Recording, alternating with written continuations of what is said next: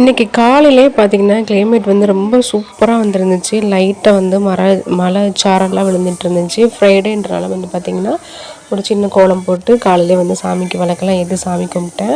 இப்போலாம் வந்து பார்த்திங்கன்னா லைஃப் வந்து ரொம்ப போர் அடிக்கிற மாதிரி இருக்குது. ஏன்னா நம்ம வந்து எல்லாத்தையுமே வந்து மற்றவங்களுக்காகவே பண்ணுற மாதிரி வந்து தோணுது. நம்ம மற்றவங்களும் சந்தோஷமாக வச்சுக்கணும், நம்மளும் சந்தோஷமாக இருக்கணும். அது வந்து நல்ல ஒரு விஷயந்தான்.